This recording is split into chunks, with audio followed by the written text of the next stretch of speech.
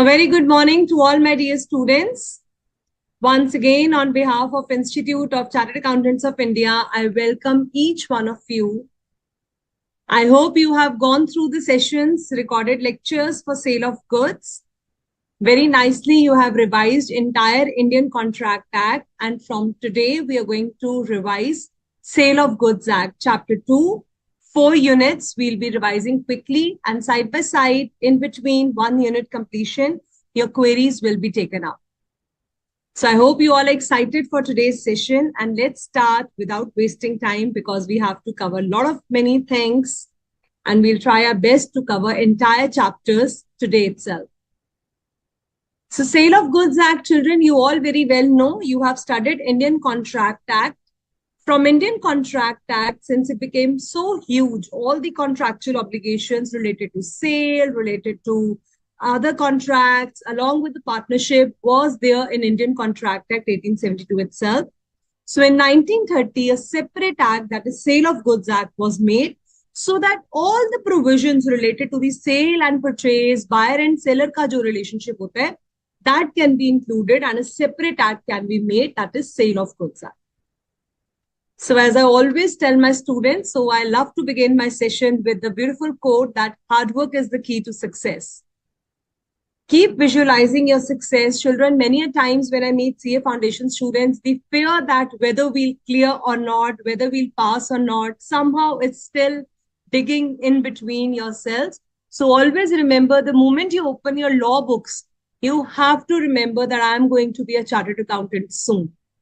Once you have visualized, you have closed your eyes, you have seen yourself as a chartered accountant, you can make your dream come true, provided you are studying well along with that. We are really thankful to ICAI and Board of Studies. They are making day and night efforts to keep you updated. Your study material is the Bible. Nothing is going to come out of study. Everything will be coming out of study material only. You don't need to refer any book apart from study material. So it is the Bible for you. Beautifully, Institute has incorporated number of examples. All the things have been highly updated in that. So always remember along with your studies that you're definitely going to be a chartered accountant soon. This helps you to remain motivated and you enjoy studying whatever you're doing. So these are the basic tips which I always tell my students that have the power of I can do it and I will do it. So before we take the session further, I want all of you in your study material back page, write it down with your hands that I'm going to be a chartered accountant soon. The moment you feel low, कि मुझे याद नहीं हो रहा, मैंने बहुत ज़्यादा पढ़ा था, मुझे दिमाग में नहीं आ रहा है, because law is all about memory game. Quickly open that page and remind yourself, listen, you're going to be a chartered accountant soon. Don't worry, just revise it and things will become crystal clear. So revision is must. Make an effective study plan. कितना मुझे contract act को आज पढ़ना है, कितना sale of goods पढ़ना है, कितना time economics को देना है, कितना time accounts को. All the 4 subjects should be given equal importance and follow a proper timetable. Being consistent means that you should keep revising. सिर्फ मैम का lecture सुना, books बंद, ऐसे काम नहीं चलेगा. Recorded lectures सुनो, अच्छे से पढ़ो, queries अपनी handle करवाओ and revise whatever you have done. Definitely going to clear it soon. So now let's have a quick revision of Chapter 1, Chapter 2, Sale of Goods Act, Unit 1, that is Formation of Indian Contract of Sale. How the contract of sale is formed, you have very well understood. Agreement kya hota hai, contract kya hota hai, both the parties come, enforceability is attached to the agreement and contract comes into picture. What are the basic definitions which are covered in Unit 1 of the chapter? Seller, I am selling the goods, or what was the hidden line? I agree to sell the goods. So whether I sell the goods or I agree to sell the goods, both the things will be equally covered under seller. So sale is also covered by a seller. Agreement to sell can also be made by a seller. Similarly, buyer is the person who is going to buy the goods or he has agreed to buy the goods. Now come your favorite definition of goods. So goods, you must have seen a thorough definition in the recorded lectures we have discussed. So quickly, let's revise it. Goods under sale of goods always include your movable goods. Immovable goods are never part of your movable goods. So movable means tangible goods. Things forming part of land which can be severed from the land, grass, crops, standing crops, trees, all these things which can be removed from the land. Movable means जो एक जगह से दूसरी जगह पर ले जाए जा सकते हैं, move करे जा सकते हैं. So your day-to-day routine tasks, you go to the grocery shop, you purchase chocolates, chips, cold drinks, breads, eggs, everything is part of goods. All this is covered under your sale of goods under the definition of goods. However, immovable property is never covered under goods. So you only have to remember the important line over here. Immovable property is not covered under sale of goods.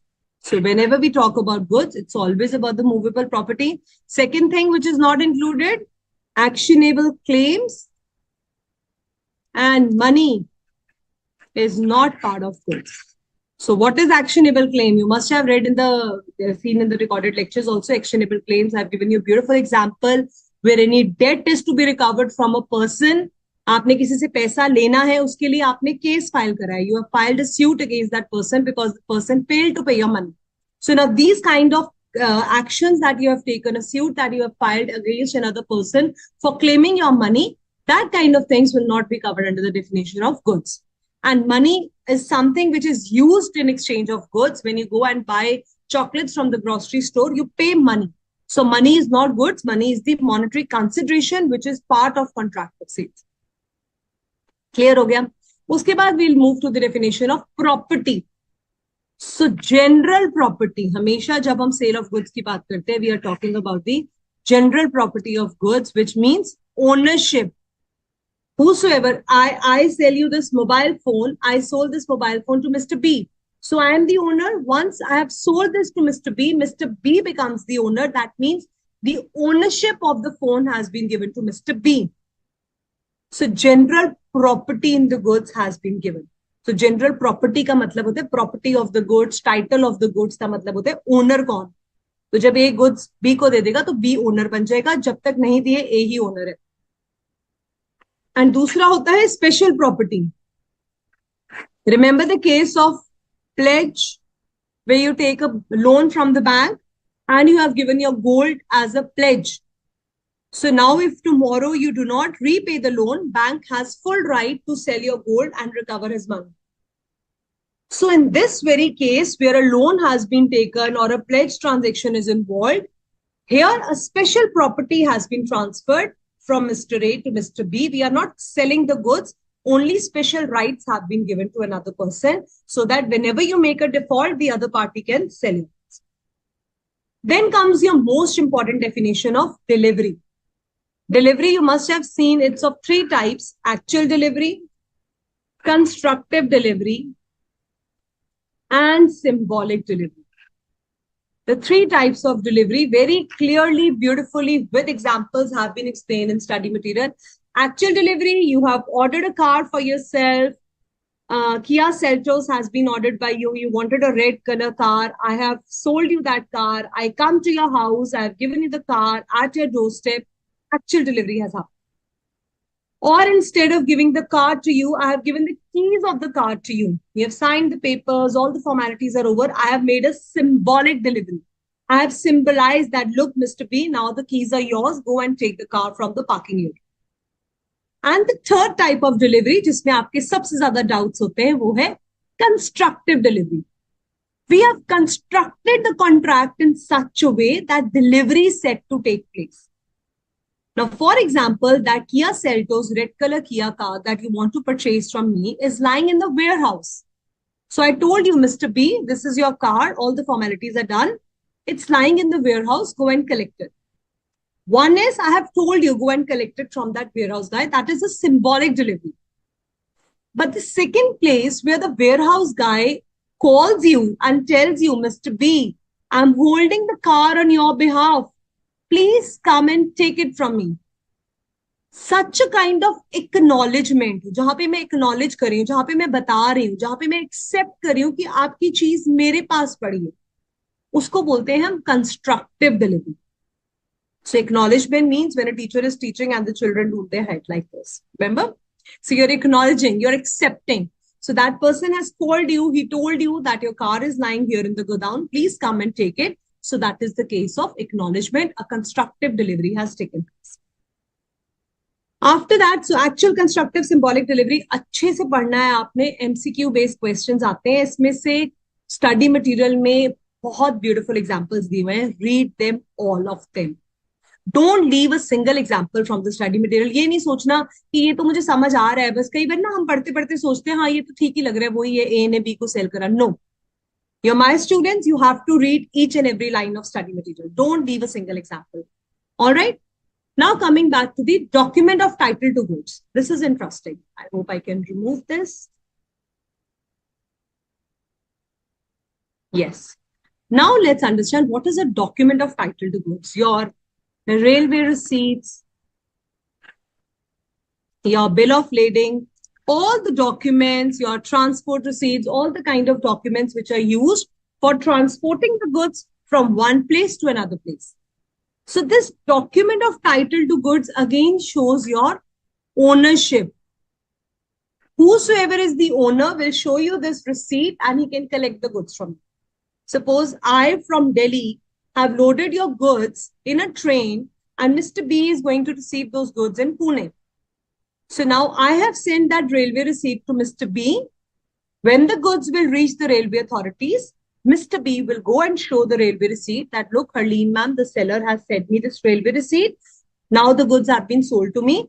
Please hand over the goods to me. So this is known as document of title to goods. In goods के साथ ownership का हक जुड़ा होता है.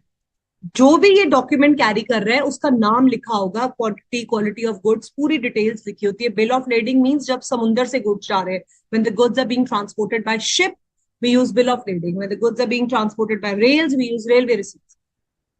ठीक है. तो लॉरी रिसीट अगर ट्रक में जा रहे हैं तो ये सारी रिसीट्स आपकी डॉक्यूमेंट दिखाती हैं कि आप ओनर हैं. सो जो भी डॉक्यूमेंट दिखाएगा he can recover the goods from the authorities. But second paragraph of this chapter, document of title to goods के नीचे छोटा सा लिखा होता है maids receipt and share certificate, document showing the title. सो एक एग्जांपल कर लेते हैं. For example FDs, fixed deposit receipts. So if Yukta has purchased FDs in her name, then only she can go and claim it. If that FD paper gets stolen by someone else, that person cannot claim because it is a document only showing the title. It is not transferring the title. So if Yukta's name is written over the FDs, only Yukta can go that show that FD receipt and can claim the money. Any other person cannot transfer the ownership. However, if Yukta has sent a railway receipt with the name of Mr. ABC, somebody's name is written over here. So that person can recover the goods from the railway authorities by showing that this is the receipt which has been sent to me. This is the railway receipt, which is a document which shows the title.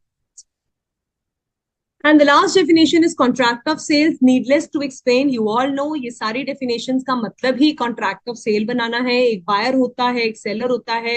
Seller and buyer दोनों parties होनी जरूरी है. I cannot purchase my own goods. Where there is a partnership firm, they are distributing the goods among themselves. They are the owners of the goods. There is no buyer and seller. So buyer has to be there, seller has to be there. Then you have to have the goods. Goods should be of movable goods. Property has to be transferred, and how the delivery takes place. All these are part of contract of sale. I hope the definitions are clear. Now let's move to another topic. Now let's get started with the differences between sale and different contracts. It is also very, very basic. We'll be just doing a touch base of all the differences. Important difference is sale and agreement to sell. I have sold you the goods. Who becomes the owner in case of sale? सिर्फ इतनी सी बात याद रखनी है और कुछ भी नहीं याद रखना. Here, buyer is the owner. जैसे ही मैंने गुड्स बेचे, अभिनंदन शॉप में गए, उन्होंने गुड्स परचेज करे, पैसे दिए, अभिनंदन बायर ओनर बन जाएंगे. एग्रीमेंट टू सेल, मैंने कहा महीर को कि after 10 days I will be selling you the goods, so I only remain the owner. So where I have agreed to sell at a later date, seller is the owner. When I've sold the goods immediately, that is sale, buyer is the owner. So sale is executed, we have completed our task. Tomorrow, if there is any breach of contract, आपको पता है breach क्या होता है? Breach मतलब धोखा देना. Tomorrow, if buyer is not going to pay my money, I will file a case against him because buyer is the owner. I can file a case against him. In agreement to sell, I can only sue for the damages. Why, children? Because I am the owner. मैंने तो सिर्फ agreement करा है, goods तो मेरे पास ही पड़े हैं, तो मैं क्यों केस फाइल करूंगी ना प्राइस मनी के लिए.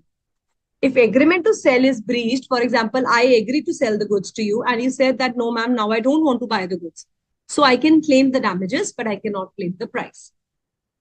Similarly, here the liabilities of the buyer, if any loss happens, here it is the seller's duty. Here the burden is borne by buyer, here by seller. Again the same story, जो भी owner है वो risk bear करेगा, liability bear करेगा. यहाँ buyer owner है वो bear करते हैं. यहाँ से एक छोटा सा पॉइंट आपको तंग करता है यहाँ पे, just in rem and just in personam. Just in rem के आगे लिख लेना rights against the whole world. So I have purchased this pencil. Now this is my pencil. I've made the payment. I have all the rights against this pencil. I can put it in my mouth. I can put it in my hair. I can write it. I can break it. I can do whatever because I'm the owner of this pencil.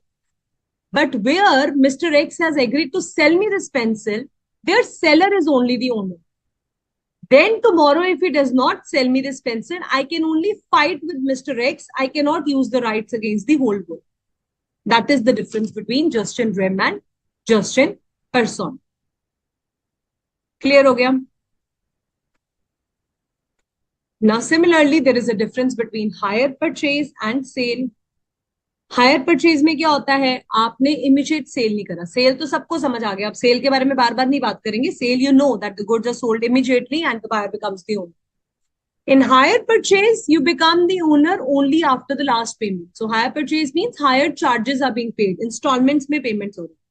So for example, you have agreed to buy a box of goods for 10,000. So you said I will pay for in 5 months and I'm taking it on hire purchase. Please remember there is a difference between installment payments and hire purchase. So hire purchase, the question will specifically talk about hire purchase.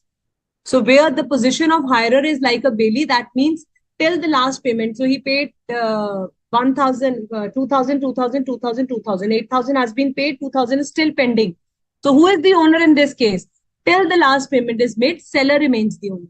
Only after this last 2,000 will be paid, this hirer, the person who has taken on hire, will become the owner. So he is acting as a bailey. Bailey means जिसको एक जिम्मेवारी के साथ goods संभालने हैं. अब देखो, अगर तो आपके गुड्स हैं तो आप तोड़ भी दोगे तो कोई मुश्किल नहीं आएगी, आपको ही बुरा लगेगा, कोई आपको कुछ कहेगा नहीं. हाँ, मम्मी से डांट पिटेगी वो अलग बात है अगर गुड्स तोड़ोगे या घर में कुछ गड़बड़ करोगे तो. बट अगर आपके गुड्स है ना, आपको साथ वाले तो नहीं आके डांटेंगे कि तूने गुड्स क्यों तोड़े. बट हायर परचेज में सेलर ओनर है. अगर हायरर कुछ करेगा तो सेलर डेफिनेटली उसे कह सकता है, because you are acting as a bailee. Bailee means a person who has the goods in his custody but he is not the owner. लिख लो फटाफट से. Bailey is a person who has the goods in his custody, but he is not the owner. So you should take care of the goods so that the goods don't get spoiled, don't get broken unless and until you become the owner. And similarly, hirer can terminate the contract also. उसका मन करा, आपने 2 installments pay करी, 2,000, 2,000, 4,000 हो गए, 6,000 is still pending. If he feels that I want to end the contract, he can end the contract. Why? Because seller is the owner. He has full right. He can do whatever he wants to do, because in hire purchase, you don't become the owner immediately. Similarly, the case of bailment. अभी मैंने आपको समझाया, बेली वही होता है who has not taken the goods, who has not purchased the goods. So I have my study material module and you said that, ma'am, you have very nicely made notes in your study material. Why don't I borrow the study material from you and I'll return it after 10 days? So have I sold you the goods? Quickly say, no, ma'am. Bailment is not a sale. So I have just given the goods on bailment. That means use them for the purpose. Once your purpose is over, return it. It is your responsibility to take care of my book. You are acting as a bailey and you have to return the goods after the purpose is fulfilled. And this is Institute's favorite questions. Most of the time, आपको MCQ में ये वाला question आ ही जाता है. Contract for work and leave. Now you went to goldsmith and you said, this is my gold and prepare a nice necklace for me. So when you went to take the necklace, so you have already given the gold worth rupees 20,000 and now the goldsmith has just melted that gold and make the necklace for you. So what do you think he's going to charge you for the necklace or for the entire thing, that labor work, whatever he has done for you? So law says here the gold has been supplied by you. It was your gold. You have given him the gold. आपका अपना सोना था 20,000 का. आप तो सिर्फ उसको कारीगरी के पैसे दोगे. जो भी उसने उसके ऊपर वर्क, लेबर, एफर्ट लगाया, you should be paying for that, not the payment for the whole necklace. So are you understanding, children? Where no goods are sold, you're only rendering the services. It is known as contract of work and labor. So if such kind of transaction comes, you're not selling the goods, you're only applying your work and labor on it.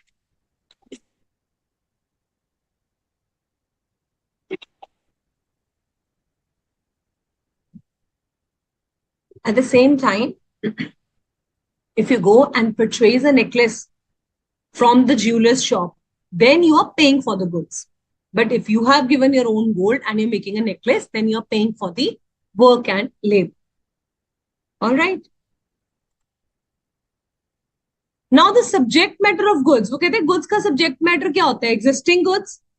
Existing goods are further divided into goods. की बात हो रही है किस base पे contract of cell का subject matter क्या है? किसके बेस पे कॉन्ट्रैक्ट करा जाता है? गुड्स के लिए. So goods can be existing, future and contingent. Future goods क्या होते हैं? Agreement to cell. सो आप इन दोनों के आगे लिख लेना, ये बोथ केसेस होते हैं एग्रीमेंट टू सेल में, contingent and future goods which is yet to have. Existing goods are further divided into specific goods. These are the goods which are agreed at the time of sale. आप shopkeeper के पास गए, आपने chocolate उठाई और आपने बोला मुझे ये चॉकलेट परचेज करनी. स्पेसिफिकली आपने बोल दिया आपको यही चीज चाहिए, so that is a specific goods. Ascertained होता है when out of the unascertained goods, the goods have been founded, the goods have been found, they have been ascertained. So unascertained goods होते हैं जो goods which are lying in huge bulk. So there is all the rice which is lying in the shop, and you said, I want to buy 10 kgs of rice. So when all the rice is lying in the shop, that is unascertained goods. When the 10 kg rice is packed, lifted, and weighed and measured for you and packed it and kept aside, then it becomes the ascertained goods. So specific and ascertained almost same होते हैं. The only difference is out of unascertained, you have packed few. That is known as ascertained goods. So 3, subject matter of the goods is very important. Now let's discuss the perishing of the goods. Perishable goods क्या होते हैं? कई बार goods खराब हो जाते हैं, destroy हो जाते हैं. Now at times it happens before making the contract of sale, or maybe you have made the agreement to sell but sale is still pending. In both the cases where the goods have perished, the contract becomes void. So for example, we are just making a deal that I will be selling you 10 bags of rice. Neither the buyer nor the seller is aware that the rice bags which are lying in the godown have been spoiled due to waterlogging. Study में exactly same example दिया हुआ है, आराम से पढ़ लेना. तो आपके goods perish हो गए. Underlining line क्या है? Without the knowledge of buyer and seller. हम दोनों यहाँ बैठकर डील कर रहे हो. We are discussing that I'll be selling you 10 bags of rice, but I don't know that waterlogging has occurred and all the rice in the godown had got destroyed. Contract will become void. Similarly, after we have made the agreement to sell, we have signed the papers, but sale is yet to be made. Then also, if the goods get destroyed, the agreement is avoided. Avoided word लिखता है वो, meaning दोनों का same है कि वो void हो जाएगा. That means supervening impossibility occurred. पढ़ा है ना contract में अभी कि supervening impossibility हो जाता है, कुछ ऐसी happening हो जाती है कि possible नहीं है अब मेरे को rice sell कर पाना. So contract can be avoided. So this is the same example. You can read it, children. Ascertainment of price. Now, price is another important thing. अभी तक हम goods की बात कर रहे थे. Goods existing होते हैं, specific होते हैं, future होते हैं, सारे टाइप के goods होते हैं. अब हम बात करेंगे ascertainment of price. Price की बात करेंगे. Goods के लिए हम क्या पे करते हैं? Price पे करते हैं. So number one can be price is mentioned in the contract itself. I have told you the goods are for 5,000 rupees. Or we have discussed how the price has to be fixed. Another is by course of dealing. So every day you come to my shop, you purchase the rice for 2,000 rupees. So I know now 2,000 is the fixed price. You will be coming and purchasing and you'll be paying 2,000. So depending upon the day-to-day deal. And whenever the price is not fixed, a reasonable price needs to be paid. So point number 2 and 4 are very interesting. The example which is given in your study material related to bike entirely depends upon this example. I'm going to take that so that you don't have any doubts. So sometimes ये जो मैंने दिए हुए हैं ये same है आपके. As it is, A agrees to sell 100 toys to B, prices to be fixed by C. So C will fix, it is a valid contract. Or we have decided how on the course of dealings we are fixing. Or we are not talking about the price, we are uncertain. So reasonable price has to be paid. So sometimes we make an agreement to sell at valuation. So P agrees to sell both the bikes to S at a price to be fixed by Q. Now, price was to be fixed by third party. That is absolutely correct. So on the basis of valuation, we are going to sell the goods. He gives the delivery of one bike and refuses to fix. Q now refuses to fix. So one bike delivery has already been given. Therefore, S has to pay for the agreement for the bike which has already been given. So it says P asked to return the bike. He says that now I want the delivery for the second bike. वो कहते हैं first bike तो मुझे मिल गई, second bike भी दो. तो कहते हैं नहीं नहीं मैं नहीं दूंगा बिकॉज क्यू जिसने आपको मेरी प्राइस डिटरमिन करना था he has failed to do.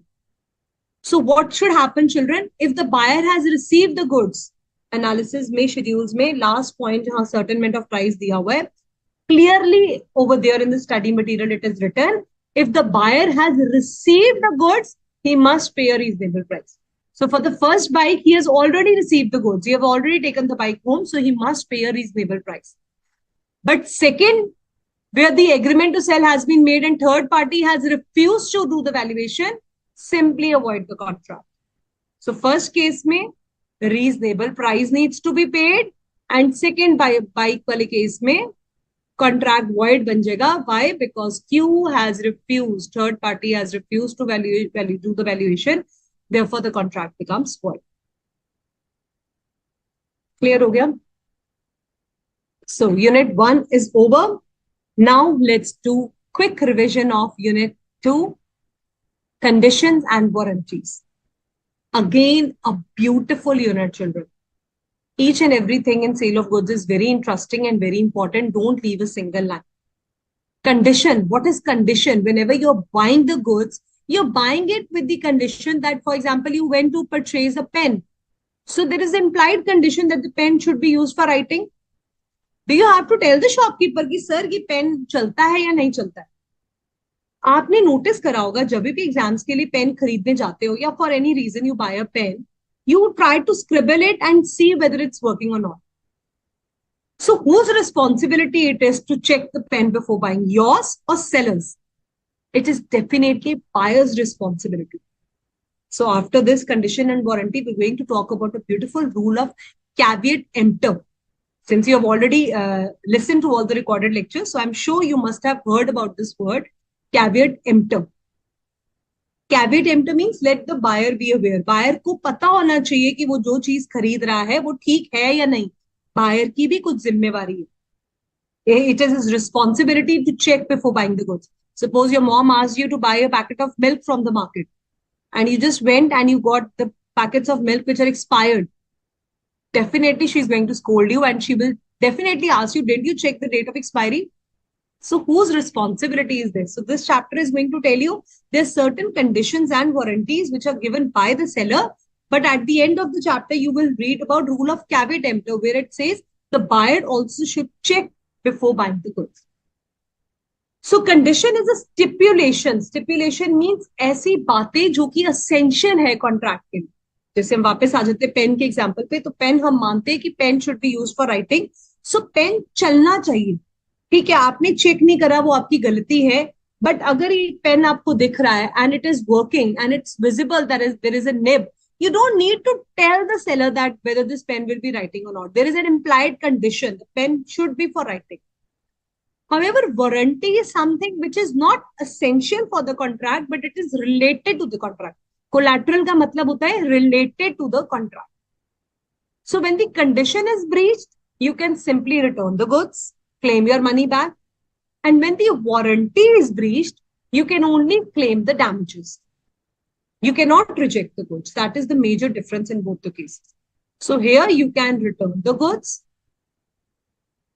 Here you cannot return the goods. Here you can ask for the refund of money. Here you cannot ask for the refund of money. Here you can only claim the damages. All right, let's see the example which makes it more clear. So R consults S. Again, your example on second page where it is detailed given condition ka example. R consults S, a car dealer, suggesting that the car should be suitable for touring purposes. Now he wanted a car which should be suitable for touring purposes. Now here it is an express condition. Children, लिख लेना please study में. ये वाला जो example है, ये express condition है. Express and implied क्या होता है? Express means by word spoken or written. आपने बोलकर बता दिया है कि मुझे यही चीज चाहिए.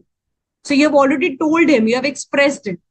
So now where he specifically told him that I need the car for touring purposes, and when he took the car, it was not suitable for touring purposes. He could not drive it for on hills and other kind of things. So here the breach of condition has happened. The buyer can go and return the car and claim his money back. But if the car only has certain manufacturing defects, suppose the horn is not working or the brake was not working well, there it is a collateral thing. It is related to the contract, but it is not essential. Touring purposes के लिए मांगा था, touring के लिए चल रहा है. But कुछ हिस्से खराब है, seat covers खराब है, या कुछ ऐसा problem है. So here you will only claim the damages. You will not return the goods. It is only a breach of warranty. So let's revise the balance chapter. Section 13, after the conditions and warranties examples, the second thing that most important thing comes up is section 13, which says that can we treat the breach of condition as breach of warranty? Simply इसका मतलब ये होता है कि now the buyer does not want to return the goods and he just want to claim the damages. First, wherever it is written, this line, section 14, you can write down, here the buyer does not want to return the goods. He only want to claim the damages. How can he do so? First two cases given over there are voluntary waiver. He himself has decided he liked the goods so much that now he said that even if there is a defect, I'll not return the goods. I'll only claim the damages. Or he has made it compulsory. You have purchased the rice from the shop. You wanted a basmati rice. He has mixed the ordinary rice. Now both the rices got mixed. You can only claim the damages. You either should have rejected the goods before only. Now, since you've accepted the goods, you cannot take refund. You can only compulsory waiver means now it cannot be separated. The contract cannot be separated. You cannot find which much rights to be returned and which to be kept. So in all these four cases where it is given, along with the examples you should read, the breach of condition can be treated as breach of warranty. ये भी एक अच्छा important question है. Straight forward question भी कई बारी आ जाता है section 13 के. अब इम्प्लाइड कंडीशंस फटाफट से करेंगे, आपको सब आती हैं, एक क्विक रिवीजन करेंगे. Number 1, implied condition as to title. Title मैंने अभी आपको बता दिया था, ओनरशिप. क्या होता है अगर आप ओनर नहीं है, सपोज हरलीन मैम ओनर नहीं है और उन्होंने take some names, I sell the goods to miss Jyoti and the real owner was Kimya. Now Kimya is the real owner of the car.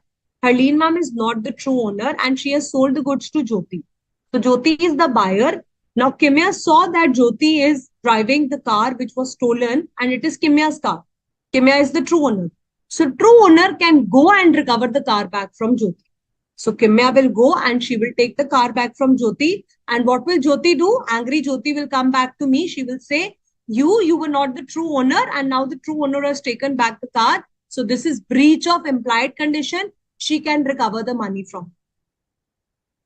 So buyer will return the goods to the true owner and recover the money from the seller. इस line को लिख लेना, उसके बाद study में सारा पढ़ लेना, एग्जाम्पल को कोरिलेट करना, समझ आ जाए. सेकेंड है implied condition as to description. Now, Ishika went to the shopkeeper and she specifically told him that I want a phone which is 6 inches long. It should have a good selfie mode. Both the cameras should be working. And the cover at the back should be of pink color. So now she has given the entire description what kind of phone she wants. But when she purchased, she went home, she opened. It was having this brown cover and not the pink cover. So here it is breach of implied condition as to description. What can she do? She can return the goods and claim the money. ये सारी implied conditions में हम क्या कर सकते हैं? The buyer has the right to return the goods and claim the money. And if the sample has been shown, Say, for example, I have shown you the sample. Again, this is a brown color and this is the same phone. Then if she has seen the sample, the phone should be same. Then if such phone has been given, then it's absolutely correct. The goods shall correspond to the sample means match करने चाहिए. अगर आपने sample कोई और देखा है, suppose मैंने sample brown colour का दिखाया और आपको पिंक दे दिया, तो मिसमैच है, you can return the goods. Similarly, if the sample was correct, I showed you the ordinary rice, you liked it, you wanted ordinary rice, contract is complete. But you gave me a description, ma'am, I specifically want basmati rice. And I showed you the sample of ordinary rice. What will happen? There is again a clash. Again, you can reject the goods. And if the goods get mixed, I've already told you, then you cannot, then you have to make the payment for the accepted goods. So sample and description both shall match, then only the acceptance can happen. Another interesting one, which is entirely covering your caveat emptor topic, that is implied condition as to quality and fitness. That means the goods shall be fit for usage.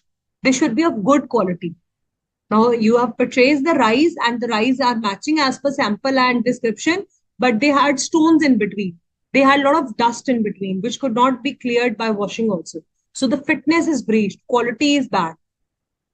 And 3 conditions that you have relied on the seller's ability, I will be covering those points in caveat emptor very soon.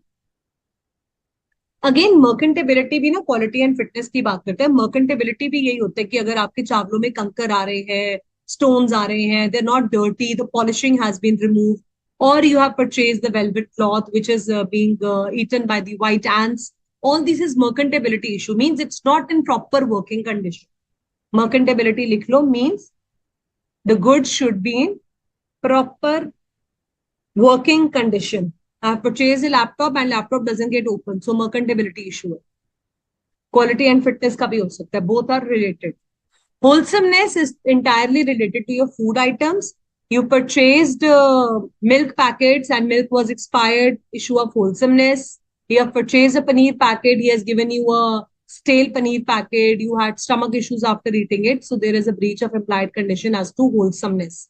So all these dairy products, all the perishable goods, there is an implied condition that the goods should be wholesome to eat, they should be edible, they should be proper.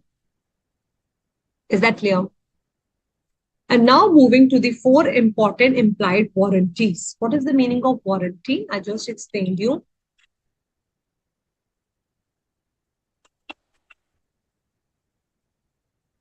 After this unit, we'll take up the queries for the first 2 units. Warranty as to undisturbed possession.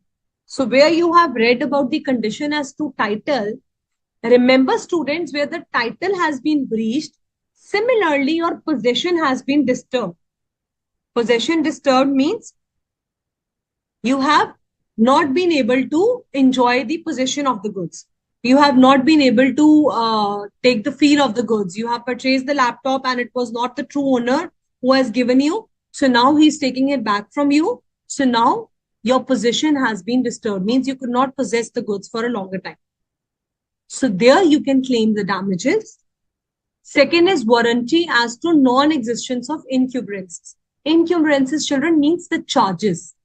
So where there is a charge against the goods, where there is, for example, I am going to sell you a car and now I have already pledged that car with the bank and I took a loan of 10,000 rupees from the bank. The same car I'm going to sell to Mr. B. Don't you think there is something which is unfair? There are certain charges against that car. So law says first you should clear those charges. You give the loan back to the bank, pay back the money and get your car free from those kind of encumbrances. That is the charges. So if such kind of charges are still existing, I have pledged my car with the bank and I am selling the same car to Mr. B, then there is a breach of implied warranty as to non-existence of encumbrances. He can recover the damages from you.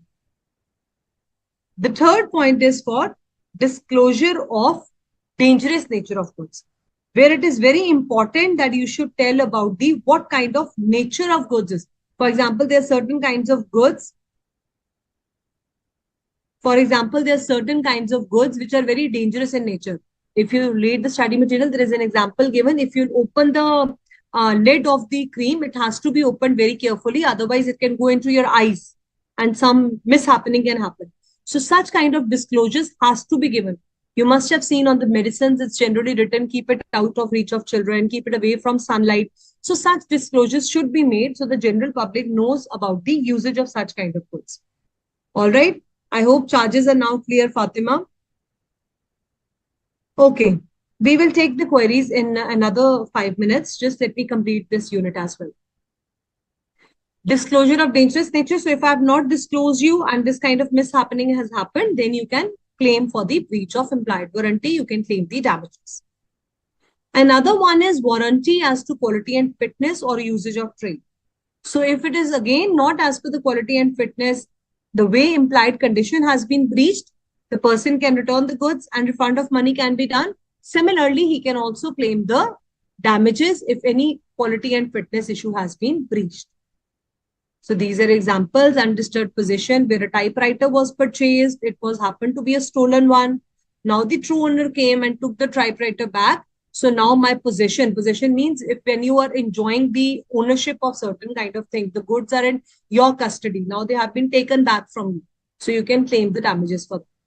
Encumbrances, I hope it's clear. This is the car against which we have taken a loan and now we are selling. This is the disinfecting powder, which I just explained to you that the powder went into the eyes of the customer. He could claim for the implied warranty. And usage of trade also relates to the shares purchased from the broker, bad deliveries, this kind of things. As per the usage and trade, the conditions have to be fulfilled. Now, moving to the last topic of Unit 2, that is doctrine of caveat emptor, children. Let the buyer be aware. We cannot simply put a blame on the buyer. When I started the session, I told you that if you have purchased certain things, you should be checking them before buying it. But where 3 conditions are met, that is the buyer had told the purpose of his purchase, he is relying on seller's skill and judgment, and it is the seller's business to supply such goods. If such conditions are being met, here the seller will be held liable if he has not provided the goods as per the requirement. If these conditions are met, seller will be held liable if he does not provide the goods as per the requirements. Is that clear? So let's take a very interesting example. You want to get a wedding lehenga stitched for yourself and you went to a shop where the business of the seller is to stitch wedding lehengas. He knows how the stitching has to be done, how the decoration things will be done. So you're relying on his skill and judgment. And also you told him the purpose that this lehenga will be worn on the wedding day. Now, if he does not do as per the discussion and requirement and he simply stitches a skirt for you, then he has breached the implied condition as to quality and fitness. You can take the refund of money and you can return the goods. But where buyer only did not told him the purpose, why the lehenga is required, whether it is for a wedding day, you're simply going to a person who is dealing in all types of lehengas. He stitches all type of wedding clothes and you have not told him the purpose, then the buyer will be held responsible. So in order to make seller responsible, these 3 conditions must be met. Then only you can hold the seller liable if he doesn't give you the goods as per the quality and fitness.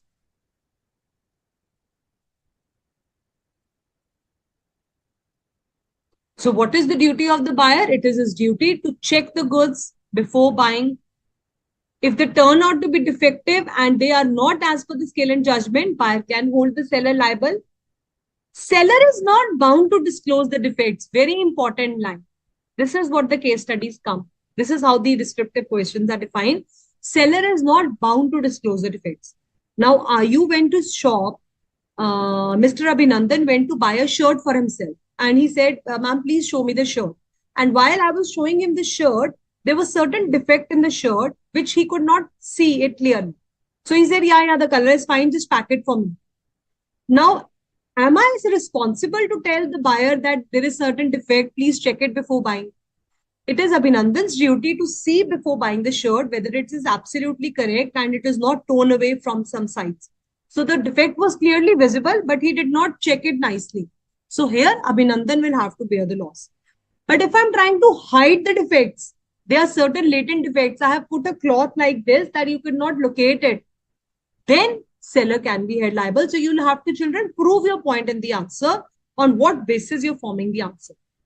Number one rule is that the seller will not be telling you the defects. Number two is, if you could not locate the defects and they were patent defects, they're clearly visible, buyer is responsible. If there are hidden defects, seller is trying to do a fraud with you, he's cheating you, seller will be held responsible. Is that clear?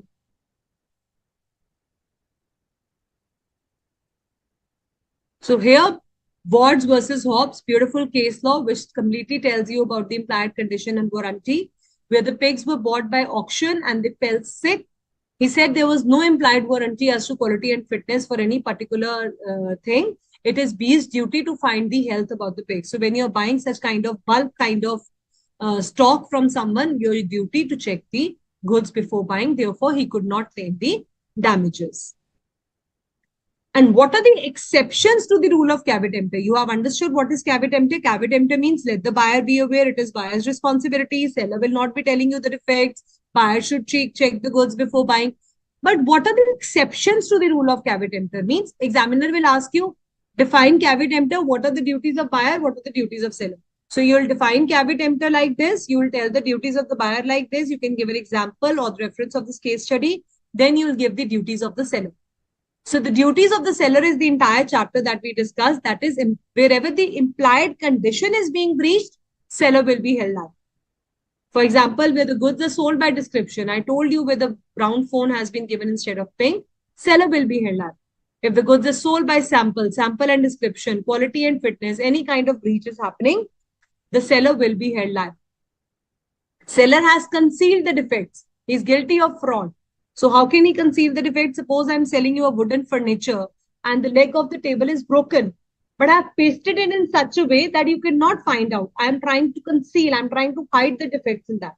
In such a case, seller will be bound by that. Seller will be held liable for the same. All right.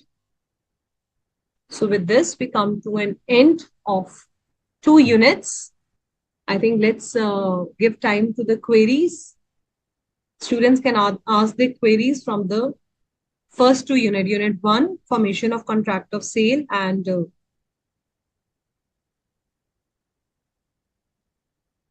from the conditions and warranties also.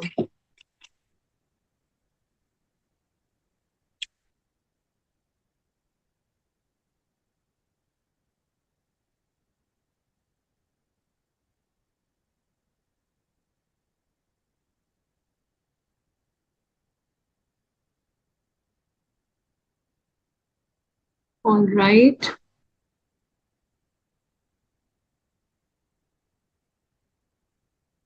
Ishika Singla is asking about the usage of trade. So where there is a kind of an example where you're regularly dealing with the customer on the same kind of basis, and you know that, say, for example, 15 bottles of Coke are being supplied to you on a regular basis and there has been no breach till yet.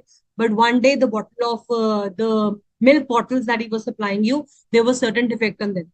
So usage of trade, depending upon the course of dealings between the parties, if such kind of conditions has been breached, then also both the cases has been breached. You can return the goods and claim the money back. Also, it is a breach of warranty.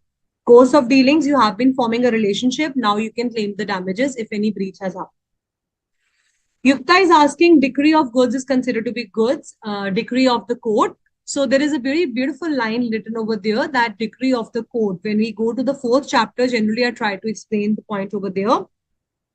So it tries to tell you that where we are, say for example, there is a fight between the customers and the seller for fixing a price of the goods. So you want to give 15 rupees price and seller said, no, I will charge 20 rupees. So both of you have filed a case with the court for that. So the court has given you the price. The court has fixed the price. Okay, neither it will be 15 nor 20. Let's fix the price to be rupees 80. So here the court's order has been given. The decree of the court means the court's order has been coming up for the particular kind of price. So when we go to unpaid seller, we try to understand, even if you have this kind of price taken from the court, then also the rights of the unpaid seller can still be claimed. You cannot say that because I have a particular price, I cannot utilize my unpaid seller's right. So that's why they say that it will be considered as goods. Raj is asking, children, instead of sections, you should write your doubts, whatever you want to ask, because sections are not compulsory in CA Foundation. So you don't have to learn these sections. So where you're asking about perishable goods, it simply tells you that the goods which has been perished before making the contract of sale and even after the agreement to sell, both the cases, the contract will become void.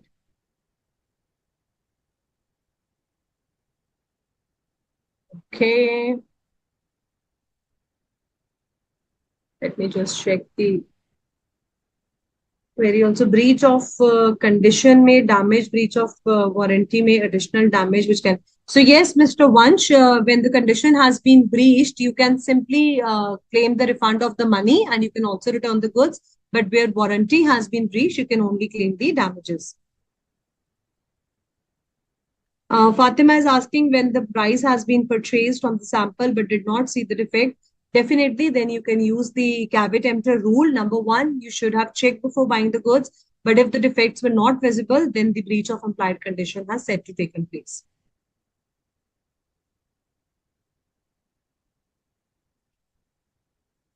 Miss Meera, you can send your doubt again. Yes, making charges again is the same meaning for the breach of implied warranty, where you have charges against this thing and you cannot sell the goods further. Mercantable quality, Mr. Mahir, means where the goods are being sold to you, where the goods are being sold to you, they should be of mercantable, means they should be in proper working condition. It's not that you're selling the goods which are not working properly. I'm selling you a mobile which does not get opened, which does not function properly. So the goods should be of mercantable quality. And trade usage, I just explained you where you're buying on the basis of regular deals. Warranty as to undisturbed position and condition as to title. Okay, very nice, Mr. Raj. So section 16, subsection 2 tells you about the breach of implied condition as to title, where the condition has been breached for your ownership. Then you can return the goods. You have to return the goods to the true owner and you can claim the money from the seller. So that means you have already, whenever you purchase the goods from somebody, you are believing him to be the owner of the goods. So sometimes the person is selling the stolen goods. So if I'm trying to sell you the stolen goods, the true owner can claim the goods back from you. And breach of implied warranty as to undisturbed possession also has the same meaning. So where the tractor example, if you'll read, that person was using the tractor very nicely in his farms, and now the true owner has come and took back the tractor from him. So his possession has been disturbed. Possession means custody. ये goods मेरी custody में थे, मैं इसको use करती थी. Now the true owner has come and he has taken back the goods from me. So I cannot enjoy the possession. My possession, my custody has been disturbed. So I can charge the damages for also that. You can just take it as an example that, for example, you have spent certain repair upon the tractor. So you can recover those repair charges as the damages from the seller.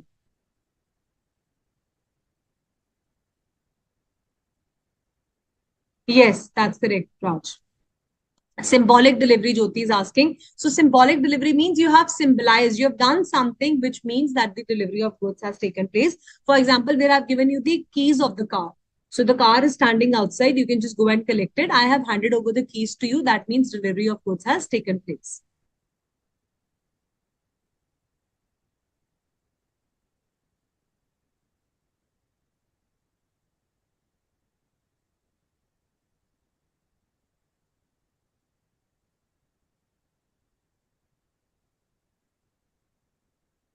Okay, meaning of Bailey, Sudarshan is asking. Bailey means a person to whom the goods have been given for a particular kind of usage.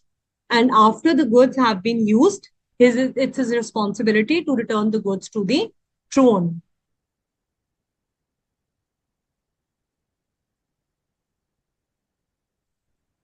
Just check the queries if any over here.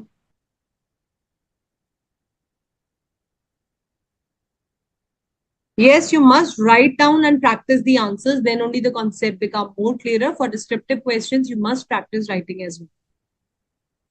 Durable goods are the goods that perishable goods, which we were talking about, Ishika, the goods that get perished, certain goods like, for example, your fruits, vegetables, which get, during transporting also they get perished.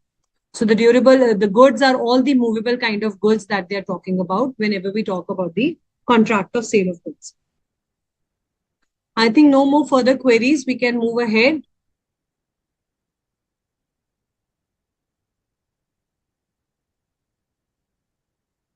Mahir, your query, mercantable quality was also answered. Raj's query is also answered. I think we are done with all the queries. All right. So let's initiate unit 3 and then we'll take a small break in between. So a little progress each day adds up to the big result. So every day you should continuously be studying. Don't think that I've done few chapters of the Indian contract, act and sale of goods, and now I should stop and take a break in between. A consistent study plan and study timetable is very, very necessary when you're moving towards ahead in CA Foundation course. So with this note, let's begin with the unit 3, that is transfer of ownership and delivery of goods. So till now, children, you have understood the basic definitions. We have discussed the points of differences, how sale is different from agreement to sell, how the goods are defined. Now we are going to understand how the ownership gets transferred. I've been speaking about the title, breach of implied condition as to title, who the owner, how the ownership is given, and delivery of goods. So delivery of goods means whether the goods have been delivered to the buyer, whether they're in transit, how the things are happening and how they're moving. All these discussions will be happening in unit 3. So passing of property means passing of ownership. And what kind of property we are using over here? It's always the general property of the goods. Once the property has been given to the goods, once I have handed the 10 bags of rice that you wanted to purchase, once the goods have been given to you, the risk will be with the buyer and not with the seller. Completely fair. You have purchased the goods, you purchased the chocolates from the shopkeeper, you went outside, a beggar or thief came and he has stolen the chocolates from your hand. Will you go and tell the seller that somebody has taken the goods from me, please give me a new one without paying? No, it is your responsibility. You have to take care of your goods because now you are the owner. So once the property has been passed, once the ownership has been given to the buyer, the risk, the liability is entirely of the buyer and not of the seller. So now for passing of the property, children, you'll see the goods are divided into different categories, specific or a certain goods. Together they have to be understood. Then there will be future goods, contingent goods, all the transferability or how the property passes. Each and every type of contract we'll be understanding separate. So you understand the specific goods are the goods which are identified and agreed at the time of contract of sale is made. Again, I told you a certain goods are not judicially, they have to be judicially interpreted. They are not defined anyway. So out of the large quantity and number, when we have identified certain goods, they become a certain goods. So now where I'm purchasing a washing machine, I've told you I want a front load washing machine. I've specifically categorically mentioned the white color, the size, all the things have been told. Or I'm telling you I want a blue color bicycle. It should be having this kind of wheels. The style of cycle should be like that. This is a specific goods. So here I'm specifically giving you the instructions. So it was said to be sale of specific or a certain goods. And this is on a certain goods where the goods are lying in huge block. They have not been identified. The moment they have been identified after the contract of sale is made. So in case of a certain, what definition you have to remember? The goods which are identified after the contract of sale is made. And uncertain goods are the goods which have not been identified at the time of contract. That is the only point of difference between a certain and uncertain goods. Now, what is the general rule for passing the property in case of specific and certain goods? It says it depends upon the conduct of the parties or circumstances of the case. So it clearly tells you what is the conduct of parties. You went to the supermarket, you picked up certain goods and you went to the counter and he charges money from you. So it is the conduct of the parties, buyer or seller, either of them can choose the goods and then they will be paying for that. Or it can be depending upon the circumstances whenever we decide to pass the delivery of goods. Now, how does it happen? There are 3 different cases for the specific goods. Number 1, when the goods are in deliverable state, or they are to be put in the deliverable stage, or something needs to be done to put the goods in the deliverable state. So all these points are very important. One by one, we'll be understanding. where X buys a television and requests for the home delivery of the goods. Here, the goods are specific. The television is already in existence. It is in a deliverable stage. When you go to the shop, you go to the Chrome shop and you see the television screens are lying. Nothing needs to be done. He'll just pick up and he'll deliver you. Just the packing thing is to be done. So here the goods are already made in deliverable state. Once you have made the payment, the goods are yours. Property passes immediate. What you have to learn in this, property passes immediate. But where there was a purchase of oil, which was to be put in the casks in order to be make it deliverable, some packing, polishing, weighing, measuring, certain things needs to be done. Then the property passes when such kind of things has been done and the buyer has been informed. So I will put the oil in the cask, I will pack them, I'll weigh them, I'll measure them, and then I'll give to the call to the buyer that look, your goods are ready. Please come and pick them up. So that is how your goods to be put in deliverable stage means you have to do something and then you have to give a call to the buyer, you have to inform. And the third category is where the seller has to do anything to put it in a deliverable stage, where your weighing, measuring has been done and the buyer has the notice. Now, for example, in this beautiful example of laying down the carpets, A sold the carpets to the company which were to be laid down. And now, before laying down the carpets in the entire corporate office, they got stolen away. Now, it was held the seller was only liable because they are still not in a deliverable state. What was the contract? The contract was that you will bring the carpets and you will lay down, or you will get the curtains, and the contract is that you have to put the curtains in my room. Now, before putting the curtains, they get stolen. So I, as the seller, will only be liable because the goods property has yet not passed to the buyer. All right. So we have discussed the rules relating to the specific goods. We'll take a small break of 5 minutes over here and then we'll begin with the rules related to uncertain goods. Let's take a short break.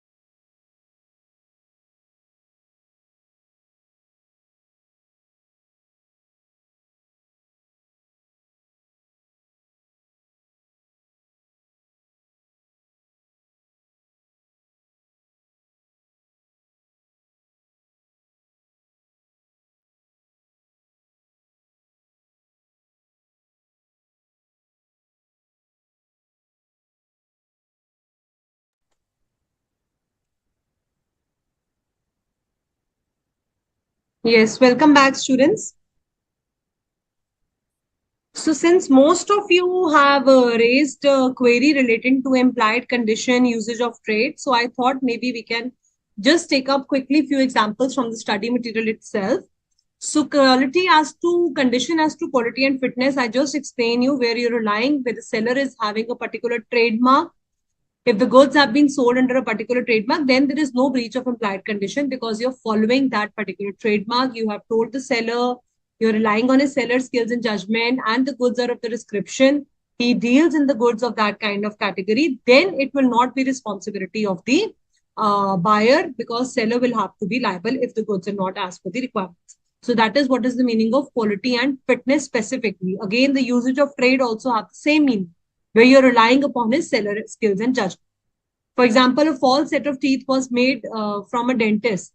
Now, you have relied on the dentist skills. Dentists only know how the false teeth have to be made. So here, he could claim the money because he was entitled to do it for the purpose for which the set of teeth has been not fulfilled. Now he can claim the refund of money. All right. Similarly, merchantability, when you read children, section 16, subsection 1 and 2, somebody was asking. So merchantability is specifically the goods shall be as per the description, and again, the seller should be dealing for the goods. So if you have purchased the motor horns from a manufacturer, you have specifically purchased the horns and they're damaged and scratched due to bad packing, then that is unmerchantable. The purpose for which the horns have been purchased, you want to blow the horn, you want to be safe on the road. So now the purpose, the horn is not functioning properly only, then it is a merchantability issue. Similarly, I wanted to show you for this undisturbed position, we have already understood the quality as to usage of trade has the same meaning relating to the quality and fitness. So that means where the quality and fitness has been breached, the goods can be returned and refund can be taken, children. Similarly, warranty has also been breached by usage of trade means you're relying on his capability. You're relying on the capability of the seller that you deal in such kind of goods and now you have not given me the goods as per my requirement. So both the things breach of implied condition and warranty will set to be take place. I hope now no more doubts for the conditions and warranties. So we have quickly discussed about the specific goods. Now we are going to talk about the certain and uncertain goods. Somebody has sent another. Fatima, we'll just take up this query after the end of the session now. Okay. So now, where the uncertain goods are to be sold, there is certain points that you all have to be remember. Uncertain goods have to be appropriated. Whether it is a future goods or uncertain goods, examiner many times give you a straightforward questions how the sale of uncertain or future goods will happen. So it happens by description. Obviously, you'll have to identify. Now, if you see children, 100 and bags of sugar are lying over here. You'll have to identify them. You'll have to describe what kind of how much sugar is required, and then how much particular quality of sugar is required, how much quantity is required. You'll describe, then only the goods will be picked and packed for you. Then only it becomes a certain. So goods have to be identified, number one, by description and how the appropriation has to be done. The goods shall match with the description and quality. So you have told him that you want first quality sugar and it should be 10 kgs. Both the things should be as per the requirement of the buyer. The goods must be in deliverable state, means you have packed the goods buyer should be ready to be able to take the goods back home. Unconditional appropriation, one of my favorite lines and which I enjoy telling the students that once I have given, I am the seller, okay? Whenever I'm using the examples and I'm giving the goods, please imagine that ma'am is seller over here.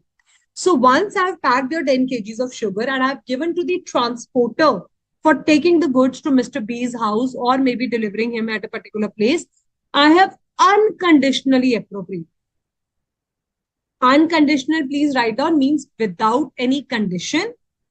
Without any condition. And second is, I'm not reserving the right to disposal. Means now if the sugar get damaged or anything happens, who will be liable? Mr. Buyer is going to be held liable because I am no more the owner. I have transported your goods. I have given the carrier delivery to the carrier for transportation.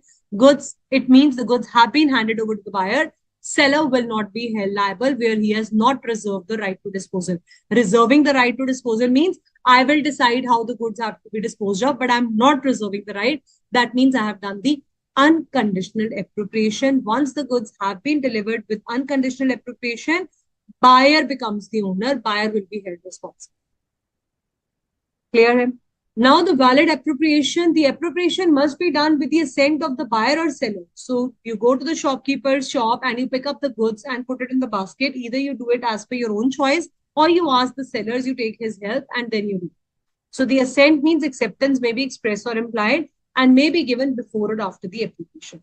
These 6 points as it is you have to learn if examiner gives you a question, how the rules relating to the passing of property in case of unascertain goods.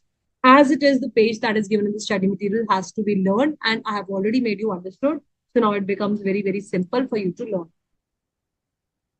So this is the reserving the right to delivery. Again, when you're using a document of title to goods. So I've already given the document of title to goods. I have already given the goods to the buyer or carrier. That means he's acting as a bailee for the buyer and I'm not reserving the right to disposal.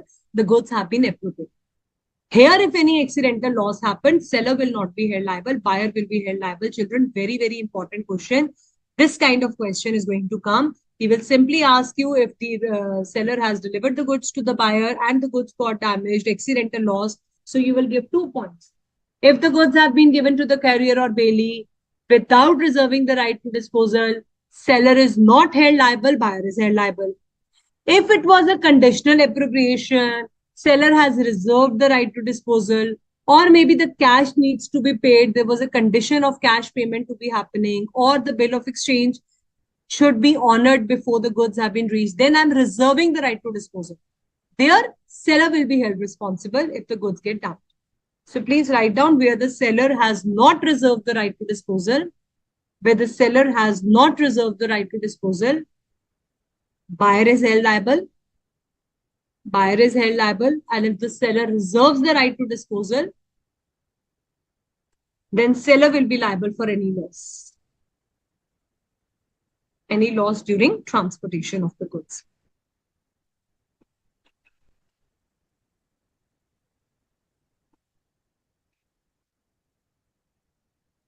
Moving to another interesting topic, goods sent on approval or sale or return basis. Now, what happens where some certain things where the goods are given on sale on approval basis? So I will buy your guitar. I will see whether it's working or nicely or not. And then I will decide whether I want to buy it or not. So you must have read this concept in accounts also somewhere that the goods given on approval, sent on approval or return basis means either you will buy it or you will approve it or you will reject it. The choice has been given. So how the choice has been given? Number one, how the acceptance happened, where he tells you that, yes, I have liked the goods, then the sale takes place, then buyer becomes the owner. When he signifies means he gives his acceptance. Suppose I've taken the guitar home and I played it. I said I'm liking the goods and now I've given my approval. So I become the owner. Or I retain the goods without giving notice period. So you have given me the guitar for using of 10 days. I have kept it for me for 15 days. I become the owner of the goods. Or I does something which is equivalent to acceptance. You go and play the guitar in a discotheque. You have a band live playing over there. You played the guitar which you have purchased on sale or return basis. Now, since you have done an event, you have participated in showing the acceptance. Therefore, now you become the owner. You must pay for the goods. Let's understand it with a beautiful example. Goods sell on approval and return basis. Number one, P bought the musical instrument that he liked. He will buy it. Otherwise, he will return it. So now when he will give his acceptance, he will become the owner. Or he said that I will see it for 1 week and then I will return it. But he did not return after 1 week. He becomes the owner. He purchased the instrument on the condition that he will purchase if he likes it. Meanwhile, he uses the guitar in an event. I just explained you there was a band which was getting played in a restaurant. I just went and played this guitar. That means I've shown the acceptance. So now I become the owner. Now this, what we just did was sale on approval and return basis. But the another one is for sale for cash only or return. I will do examples also from the study material because generally students have doubt over it. So where the cash sale has been made, children, there is a condition attached that only when the cash will get paid, you will become the owner. So if the goods are being sold under the condition of cash or return basis, here seller will remain the owner until the cash has been paid. Then only the buyer becomes owner. So now here, who bears the risk? You can write it down. The risk of loss in this case is always with the seller. So who remains the owner? Seller will remain the owner till what time? Till the cash is paid. So now Mr. B cannot sell the goods further because seller is only the owner. Similarly, reservation of right to disposal. Now X sends furniture to a company and instructs the driver not to deliver the goods until the payment is made. Here the property will pass only where the cash payment is made. This is known as conditional appropriation. So I just told you that it was an unconditional appropriation in uncertain goods, and section 25 specifically talks about the conditional appropriation, where you mean that certain conditions have to fulfill, then only you become the owner of the goods. Now, before moving ahead, let's quickly do certain examples from the study material also, because many a time students have doubts. I want that since you have come for the class, all the doubts should be cleared, and all the examples given in the study material should also be crystal clear to all of you. So this is your place where I was talking about sale on cash on return basis. This is the musical instrument example. Sale on return is absolutely clear. But where sale is being made for cash only, then remember children, 3.53 page number, study has given a beautiful example. Example number 9, where A delivered his jewelry to B for sale on cash. It was said in the contract that the jewelry shall remain A's property until the price is paid. Now here I am attaching a condition that till the time price is not paid, I will remain the owner. A will remain the owner. Now before payment of price, I have already attached a condition, and this Mr. B, without making the payment, he pledged the jewelry with C. Do you think the pledge can happen? The answer is no. Pledge could not happen. Why? Because the ownership was still with A. It was not with B. Who was the owner? A was the owner. Therefore, pledge was not valid. A can go and recover back the jewelry from Mr. C. Why, children? Please write down under example number 9. This happened because it was a conditional thing. Cash has to be paid. The goods were being sold on cash only and return basis. So cash was not paid. Therefore, he could not be the owner of the goods. But if you'll see in example number 8, example number 7, where the goods are given on sale on return basis, A delivered some jewelry to B on sale on return basis. B pledged the jewelry with C. Ownership has been transferred to B because he adopted the transaction. In example number 7, because of this third condition of sale on return on approval basis, because you just said that, ma'am, I played the guitar, I did something which made the acceptance happen. So here, because of that particular kind of thing, I will become the owner. So since you have pledged the goods with C, therefore A has no right against C. He can only recover the prize money from B. So what happened in example number 7? A was a person who has sold the goods to B on sale on approval and return basis.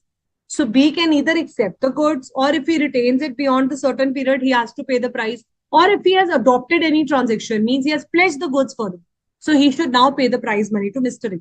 So A can recover the prize money. I said it doesn't mean that A cannot do anything. A can recover the prize money from B, but he cannot go against C. In example number 9, he can go against C because cash was the condition to be paid. Is that clear?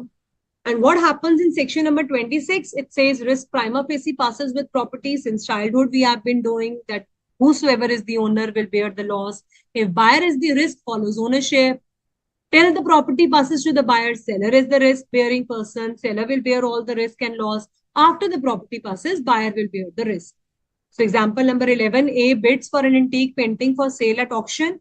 After the bid, auctioneers struck his hammer and signifies his acceptance, but he hit the antique painting.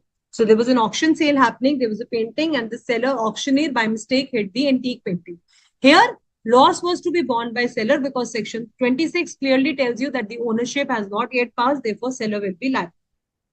The only two exceptions to this rule, my dear children, are number 1, if the delivery has been delayed. If I, as a seller, I have delayed the delivery, then I will be bearing the loss. If buyer has made the delivery, I called the buyer 10 times, please come and take your goods. He did not came, earthquake came, goods got damaged, buyer will have to bear the loss. Whosoever makes a delay, whosoever makes a default, will be liable. General rule is whosoever is the owner will be liable. This rule has two exceptions. Whosoever delays in taking the fault of the buyer or seller, that person will be liable, and their duty to take care of the goods is as a bail. Now, what does this mean, ma'am? Duty and liabilities as a bailee. Suppose you came to my shop and you have purchased 10 bags of sugar, and you said, ma'am, I want to go ahead and buy some other stuff. Can I just keep my, okay, 2 bags of sugar. 2 bags of sugar you have purchased and you could not carry it because it was too heavy. So you said, ma'am, can I keep the bags in your shop? Now, you are the owner, you are responsible, but it is my duty as a bailee to take care of your goods. I saw a thief was entering. He was trying to pick up your goods. I can say that please don't pick up. These are buyer's goods.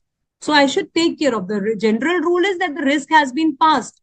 But still, if the goods are lying in your custody, you must take care of the another person's goods. Clear ho gaya? Now let's come to the transfer of title by non-owners. So children, the general rule in section 27 to 30, again, very, very important topic, examiner's favorite. Most of the time, he gives you a question out of this as well. So after chapter unit 3 also, I'll give you time for the dots.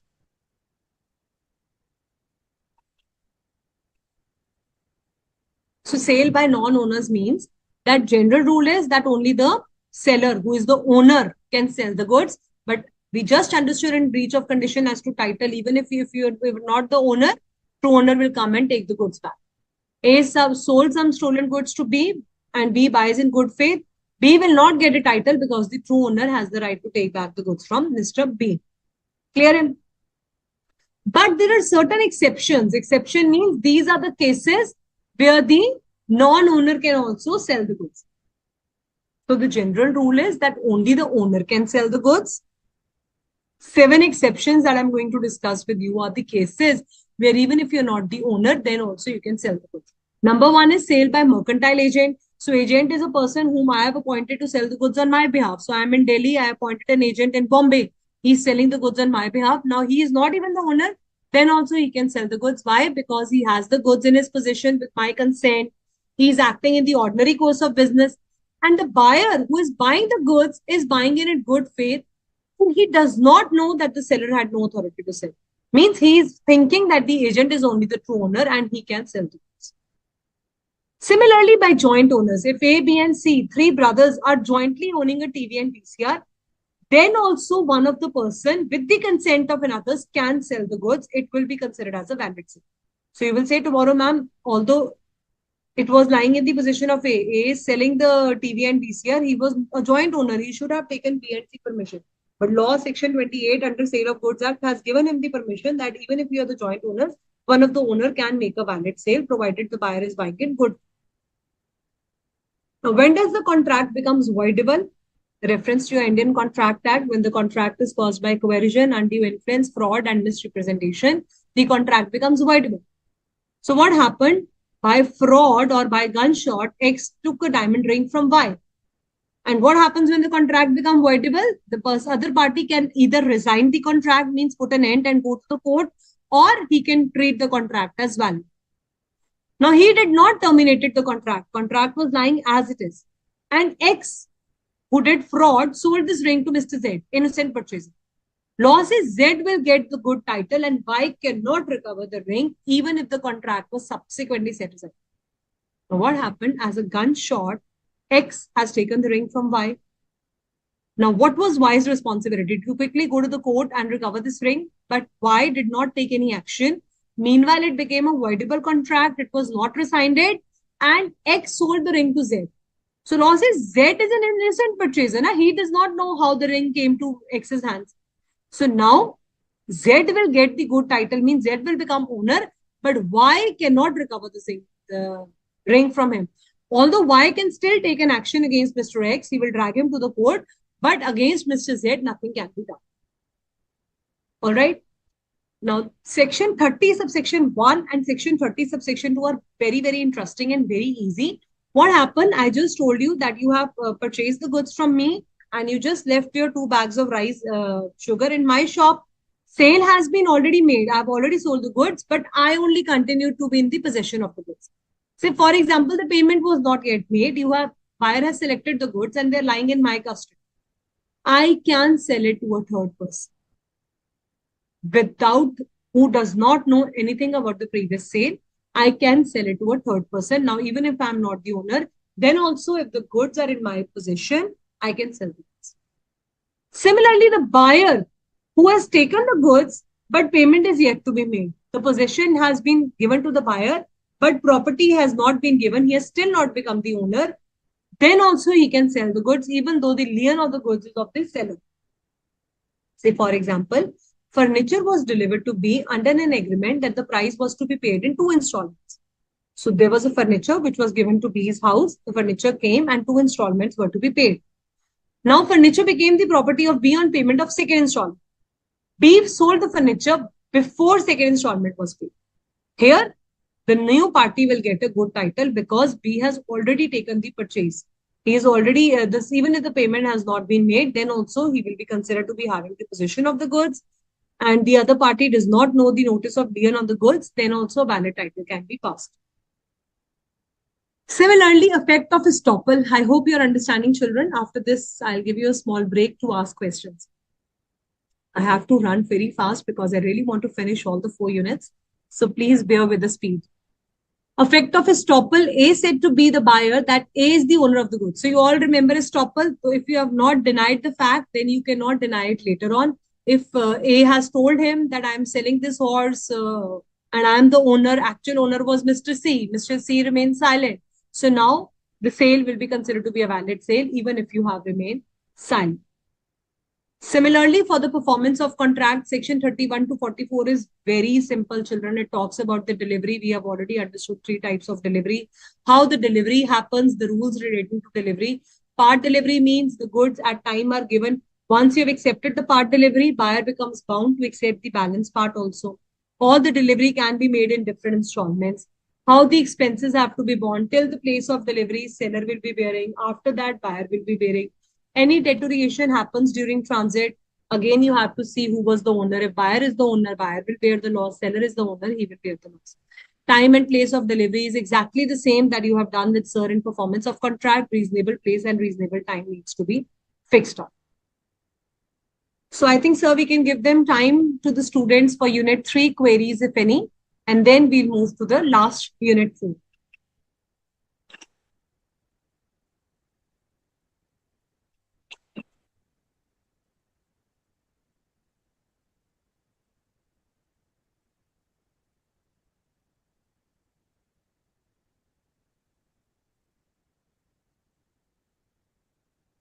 Miss Fatima, where you are shopping in a self-service market shop and you have destroyed anything or anything has happened or any mishappening happened, buyer will be responsible because many a times it is written, please don't touch the stuff. Any such kind of things are happening. You're roaming around, you have picked up a bottle and it broke from your hand, you will be held liable. Okay, there is no breach because you are not purchasing anything. Students, you can raise your queries if any. Thank you so much, Yukta is saying, ma'am, it's crystal clear, no doubts.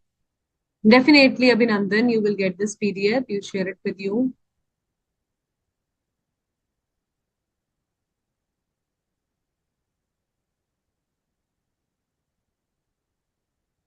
Okay.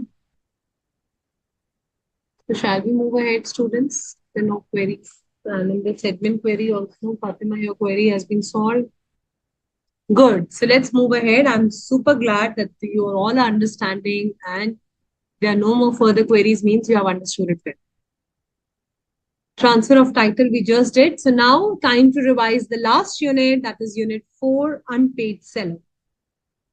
So who is an unpaid seller? Unpaid by its own name, it is telling you when the payment has not been made to the seller, he becomes an unpaid seller. And certain rights has been given to the unpaid seller. Remember, children, breach of contract. Wherever the contract has been breached, the other party can file a case against him. Now, this unpaid seller is actually a chapter of breach of contract of sale. It's having the same points of discussion as you have done under the Indian Contract Act as the breach of contract. But the name has been given unpaid seller because there's certain additional rights which have been given to the seller when he has not been paid fully. So firstly, the definition of unpaid seller is whole of the price has not been paid then the seller has the right of action for the price. Now you came to my shop, you have purchased 10 bags of sugar. I have packed them, I have delivered it to your house. You have received the delivery, but you failed to pay me the price. I can file an action against you. I have two rights. I become unpaid seller. I can either use the rights against my goods or I can use my rights against the buyer. Second point of definition is where you have given me a bill or a check and it gets dishonored. Dishonor means you do not have the money in your bank account. I went and put deposited the check in your bank so that I can get the credit money, but there was no balance in your account. So now my check has got dishonored. Then also I become an unpaid seller. So either cash has not been paid or the check has been dishonored. So A sold goods to B for 50,000 and B only paid 40,000. Do I become unpaid seller? Yes, ma'am, because balance amount has not been paid. So I become an unpaid seller. Or you have given me a check of 60,000. On presenting the check, it was dishonored. Again, I become unpaid seller. Now, what happens if you become unpaid seller? Ma'am, you told us you become unpaid seller. What are the rights available? What will you do? Number one are the rights where the property has been passed. It is a case of sale. Property passes immediately in case of sale. What happens in case the property has not been passed means this is the case of agreement to sell, where I've just made an agreement. I have not completed the sale. And then there are rights against the buyer. With this buyer, I'm shaking hands right now. And tomorrow, if he doesn't come to take the goods, I'm going to file a case against him. So where the property has been passed to the buyer means where the sale has occurred. There my right is right to lien, stoppage in transit, resale. One by one, we'll be studying all these rights. And where the property has not been passed means it is a case of agreement to sell. Here I have lien, stoppage in transit, resale, and also withholding delivery. So I've already made, for example, I made an agreement with you that I will be selling you this water bottle after 10 days. Now you said that, ma'am, I will not be paying you the price for this water bottle. So I'll withhold the delivery, means I will not give you this water bottle. This right, in case of an agreement to sell, is also known as quasi-lien. Quasi-lien, quasi-lien. Apart from this, all the three rights are same in case of unpaid seller against the goods. Let's see what is the right of lien. First, we'll understand the right to lien and then we will understand these rights against the buyer. Seller's lien means right to retain the possession of the goods until my payment is made. Now, you said that you will not be paying me the payment of this water bottle. I'll open up my drawer. I'll hide this water bottle. I will not give it to you. I will not give the possession. Possession means custody. Possession means custody of the goods. So seller will not give you the goods. He will keep it with himself till the time your payment has been made. And when does it happen? Number one, it happens in the cash sales. So you were supposed to pay me cash. You refused to pay. I will not give you the goods. You were supposed to give me the payment on certain credit period. Credit period has expired. You did not pay me. Again, I can retain the goods. Or the buyer has become insolvent. Insolvent means he is no longer able to pay his debt. There was one definition of insolvency, which I thought I will do it right now. Insolvent means when you're not able to pay your debts means you don't have sufficient assets, you don't have sufficient cash to pay off your liabilities. Now I have sold you 100 such water bottles. I came to know that you have become insolvent. The goods are lying with me. I will not give you the possession because you have become insolvent. You'll not be able to make me the payment. But please, children, write down a line over here. Right to lien can be exercised. However, the right to lien can be exercised only if the seller has the possession of goods. Only if the goods are lying in his possession, then only I can exercise my right to lien. If I've already given the goods to the transporter or to the buyer, then I cannot exercise my right to lien. Because right to lien means only that I can retain the possession, I can keep the goods to myself. So please remember, right to lien can be exercised only if the seller has the possession of the goods, means goods should be lying in his possession. And now if I have become unpaid, I will not give you goods. So when does the right to lien comes to an end? Termination means when does it comes to an end? Number one, when I give the goods to a carrier or bailee. So he has already taken the goods away from me. So the right to lien has come to an end. Or the buyer has obtained the goods. Buyer has already taken the goods from me. Then I cannot exercise the right to lien.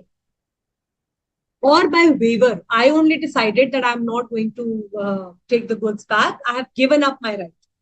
I will be taking any other rights I can use against the buyer, but I will not be taking the goods back. So I've waived off that right. Again, by estoppel. So I have, by my behavior, I have told you.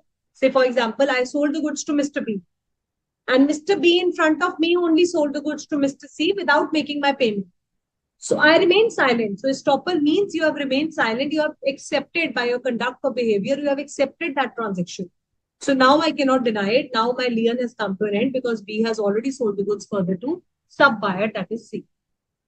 However, if you have obtained the decree for the price means court's order, if has been taken, still I can utilize my rights of unpaid seller.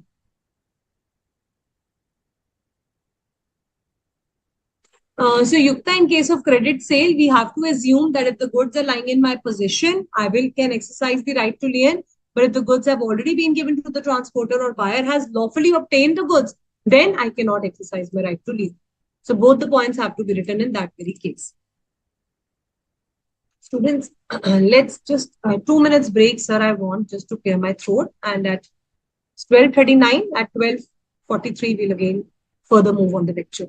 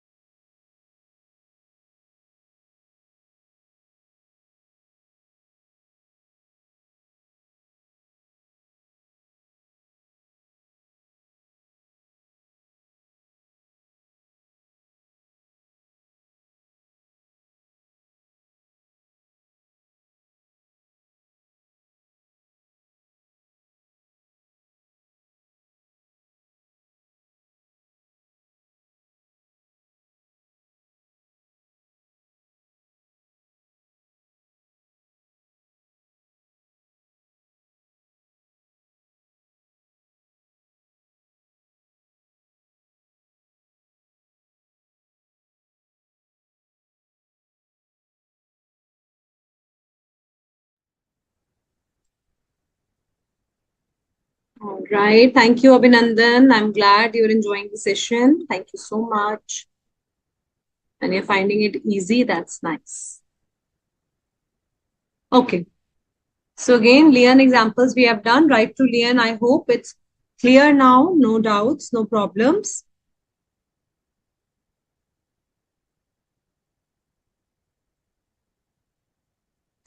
Fatima Begum has another raised question in the same example.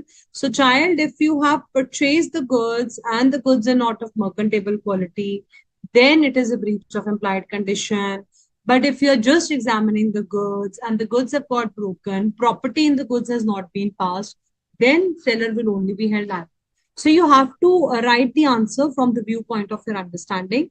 You will give a disclaimer in this that whether the property has been passed, buyer is responsible. If the property was yet to be passed, again, Section 26 will become applicable over here. So breach of implied condition as to mercantility will definitely be happened if the property has been passed, then that means the quality of the good was not appropriate. Okay. So now let's move to the meaning of stoppage in transit. It means while the goods are in transit, I can regain the possession.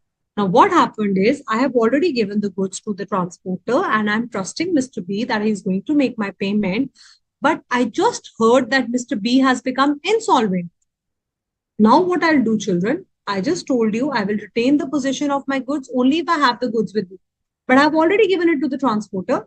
So I'll quickly call the transporter guy. Wait, please bring the goods back to me. So I'm regaining the possession. I'm taking back the goods in my custody. So that is known as stoppage in transit. To stop the person who is taking your goods and ask him to come and give the goods back to you. So when will this happen? What are the conditions? Number one, the seller must have become unpaid. So when I came to know that you have become insolvent, I became unpaid. Or I came to know that you will not making me my payment. And I have parted with the possession. When I have not parted with the possession, I can simply use my right to leave. I can use right to transit only when I have parted with the possession of the goods. Ma'am, example 4 doubt. Okay, when I'll just open the study material, na Raj, then remind me about this. Okay. Seller must be unpaid, parted with the possession, and goods in transit. So goods must be in transit, then only I can ask him to stoppage in transit. Tell me one thing, children, if my transporter has already given the goods to the buyer, he has already obtained the goods, then can I exercise stoppage in transit? The answer is no, because the goods have already been given to the buyer. Now I cannot take the goods back from him. So it's very important that the goods should be in transit. Seller must have become unpaid. I have parted with the possession and buyer has become insolvent.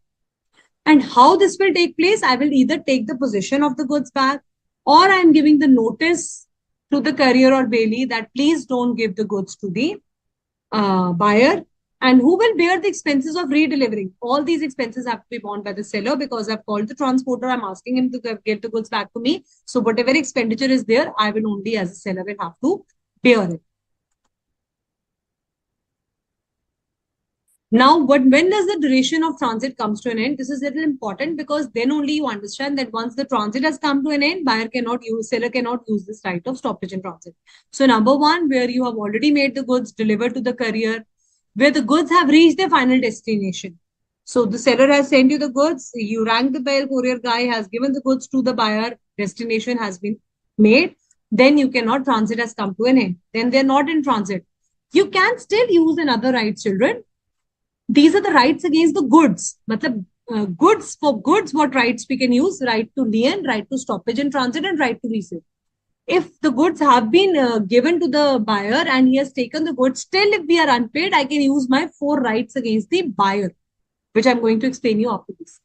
So if the goods are rejected by the buyer, then also the transit comes to an end. Okay, all these kind of things where the part delivery has been made, remaining goods may be stopped. If the goods were given to the ship chartered by the buyer has only sent his agent, buyer has only asked the person to please collect the goods on his behalf. The ship which is coming is only belongs to buyer. So the transit has come to an end. Is that clear? Now, what is the meaning of sub-sale or pledge by the buyer? Sometimes what happens is I have sold the goods to Mr. B. Mr. B further pledges the goods or makes a sub-sale. Now, A entered into contract to sell the goods which are lying in the possession of forefinger to B.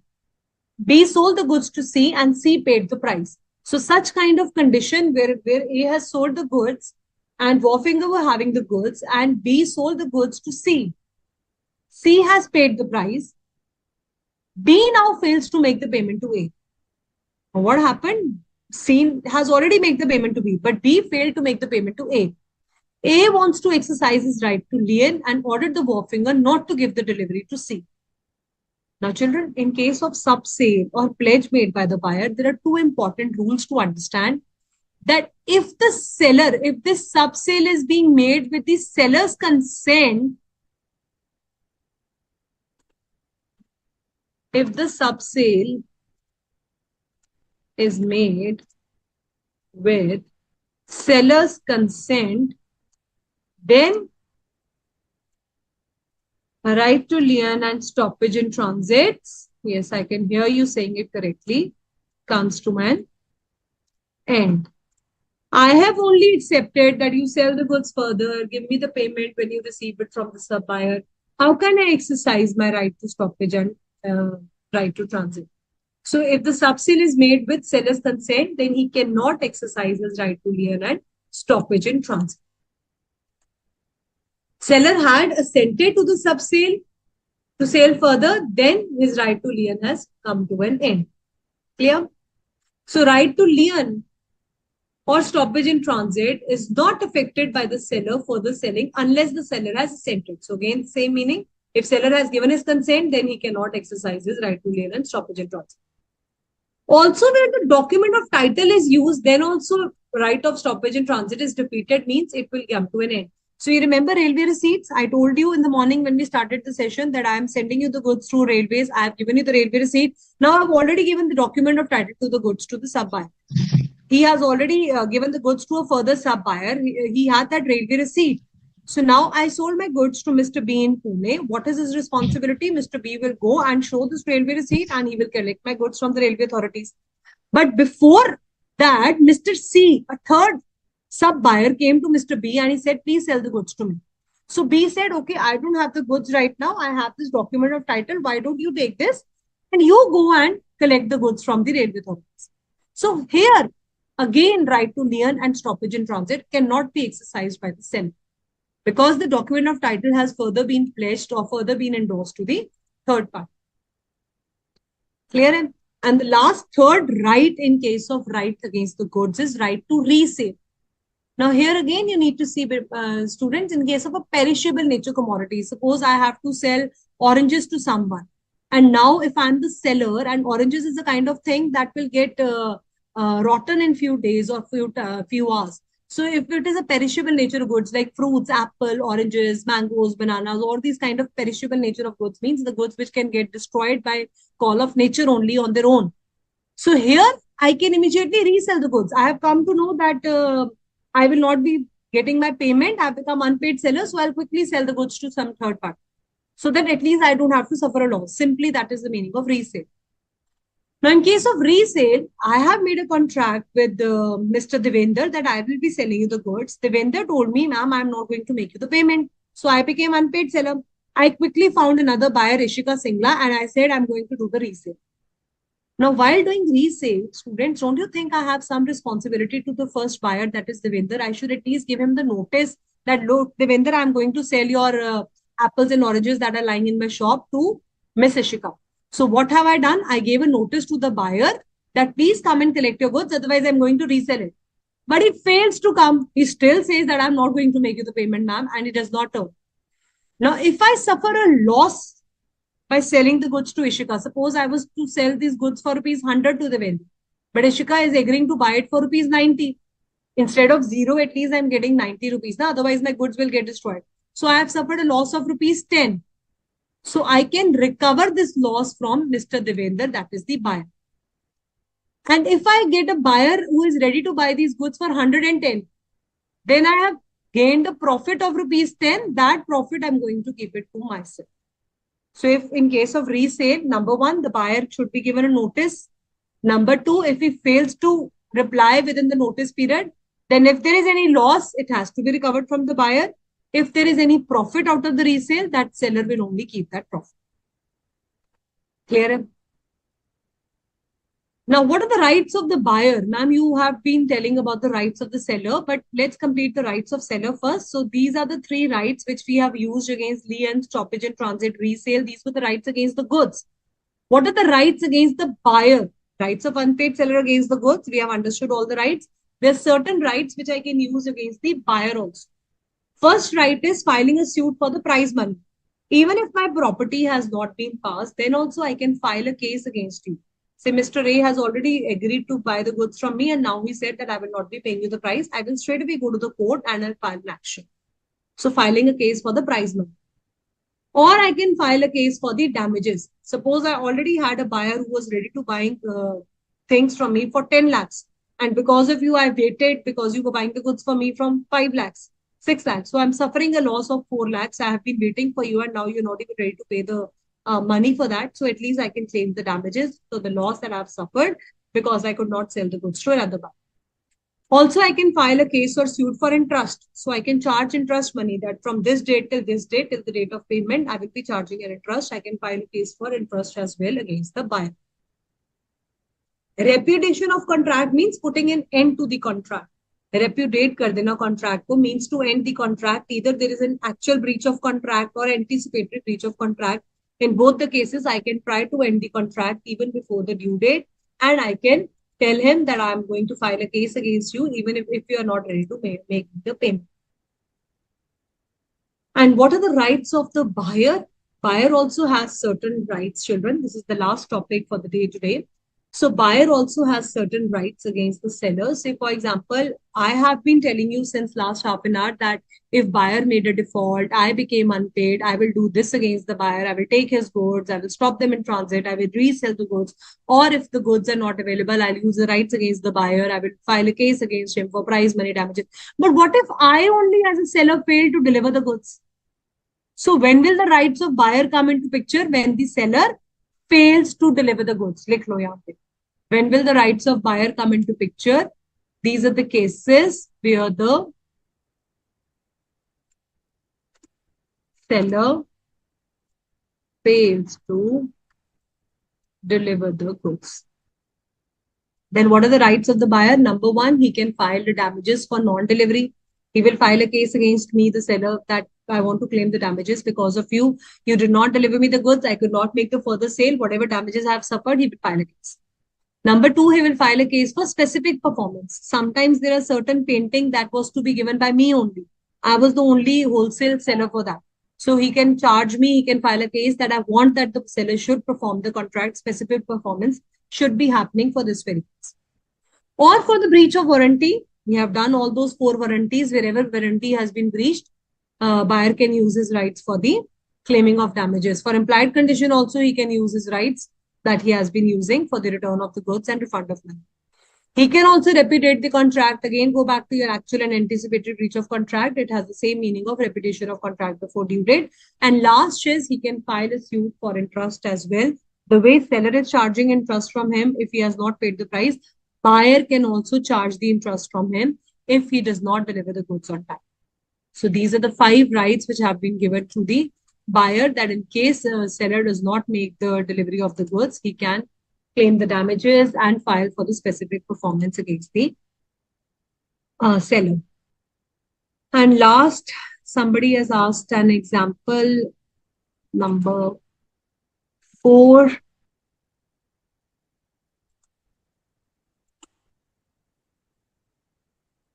I'll just take it out from the study material. And last topic, children, auction sale. You can just give it a fair reading. Many a times examiners give it for 2 marks or for 4 marks, as it is the rules for auction sale. Auction sale against has the same meaning that if the goods are, ownership has been passed, then the buyer will be responsible. Ownership has not been passed, then the seller only remained responsible. And there are certain rights given for the auction sales. The goods are sold in lots individually. Each sale will be considered. Reserving the right to price, the seller can fix a price against which the bids are coming. So all these points are very basic points. Just go through them once when your auction sales. Okay, Raj was asking example number 4. A sold car to B for 1 lakh and deliver the same to railways for transmission to the buyer. The railway receipt was taken in the name of. Now, what is happening? He's trying to tell you that right to lien can be exercised only when the goods are in my possession. The moment he has given the goods to the railway authorities for transmission, that means now I don't have the goods in my possession. They are lying with the transporter. So can A exercise his right to lien? No, ma'am. A cannot exercise the right to lien. Why? Because I have parted with the possession. Because A has already, please write it down, because A has already given the goods to the railway authorities for transportation. But tell me, children, can I use any other right in this case? Okay, Yukta, I'll just explain you this point, inclusion and decreation of taxes. Can I still use any other right? Can you answer me? If I have not able to use this right to lien because the goods have been parted, what another right can be used? So Yukta is the first one to give the correct answer. Right of stoppage in transit. I hope others will also agree to this. A right of stoppage in transit can be used. And what if the buyer has already taken the possession of the goods and transit has come to end? Then also do I have any other rights? What will happen, children? Let me see how nicely you have understood the chapter.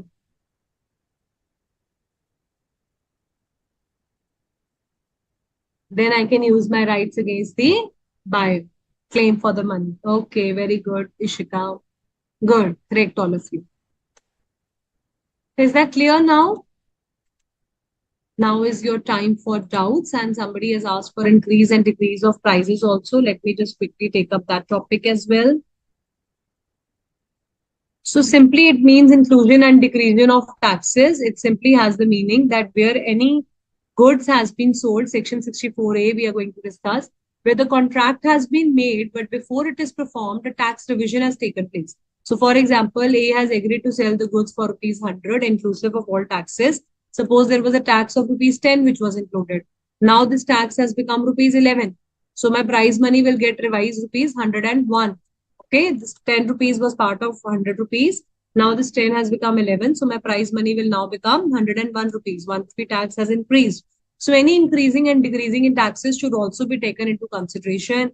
Any custom duty, excise duty, or tax on the sale and purchase of goods. So buyer will now have to pay me the increased price 101. So any delay he has made in making the prize money, so now he will have to pay the increased prize money where the taxes has increased. Or if the taxes has reduced, say for example, it was 10, now it has reduced to 9. So now he is going to pay me 99 rupees. So it is open to the parties to stipulate anything. So you can either include anything related to taxes also. So whatever increase and decrease in taxes is happening, that can also be part of your final contract of sale.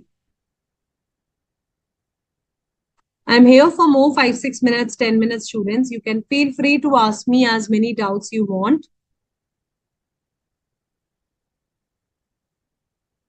You can ask me as many doubts you want. On this admin query also, you can send it out. And on this chat box also, you can ask doubts, children.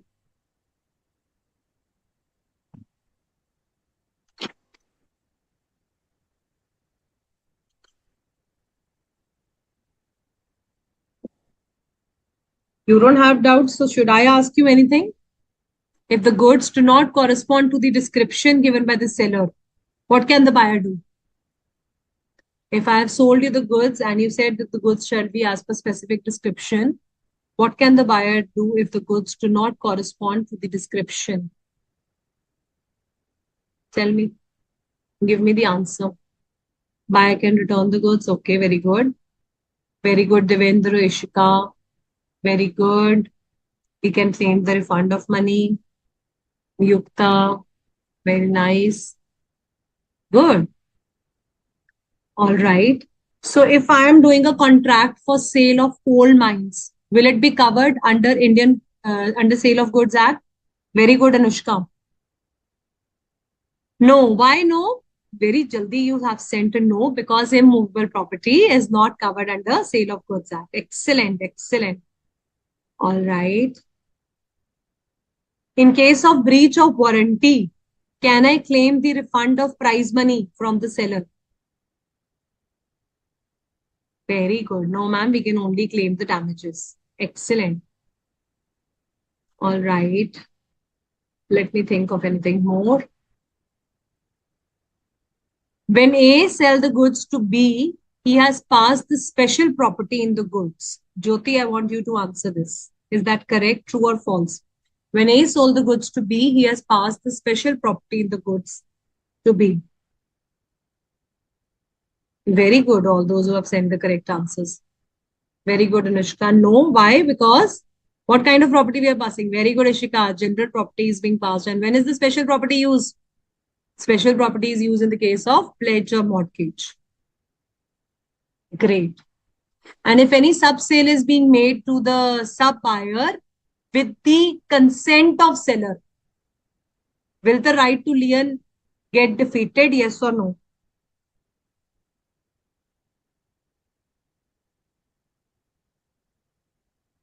All those who have sent yes is the correct answer. Well done.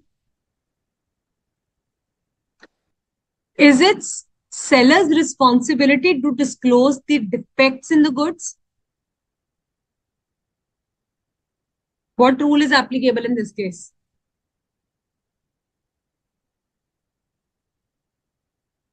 Bolo. Rule of caveat emptor. Very good. Very good. So any doubts, children? You're answering so well, and I'm so proud of you.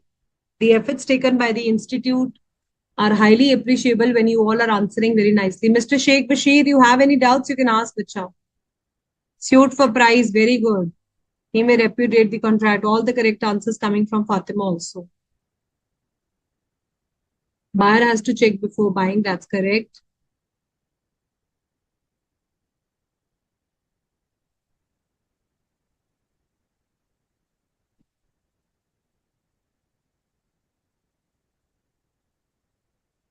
So, sir, no more doubts are coming, and I've also taken a quick test of MCQs, and students are responding well to the answers.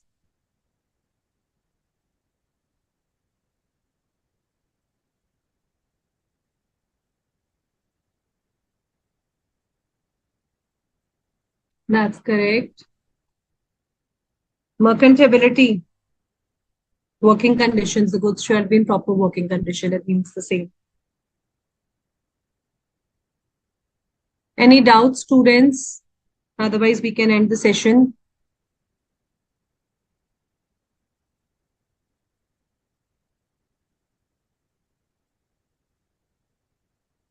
All right.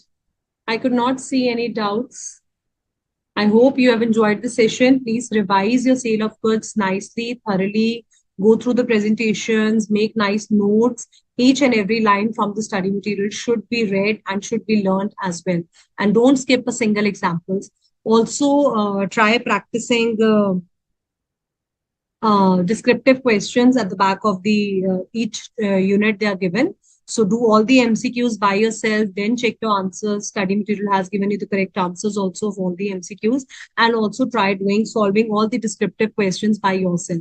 While writing the descriptive questions, case study based, please make sure to divide it into 3 different paragraphs. Fatima is asking, so I'm telling you. Number one, the concerned provision. So you should write down as per the provisions of Sale of Goods Act. Sections are not compulsory, just define the provision. Second paragraph shall be for the facts of the case. Make a small summary what the question has asked you from that as well. And the third point should be conclusion. You will always write based on the above analysis and provisions. We conclude that this is the case, whatever you want to conclude in that respective answer. So 3 paragraphs is mandatory whenever you're doing any case study based questions. Most of the time there are direct questions also. So please try to write down the points. Like we discussed about the appropriation of goods, there's 6 points. Learn 6 points and write. All right. Thank you so much, student. It was great meeting you and handling your queries. See you soon for the Indian partnership after this month. All right. Thank you so much. Thank you. Yes, sir, it's over and doubts भी हो गए बच्चों का and मैंने test भी ले लिया है. They are answering.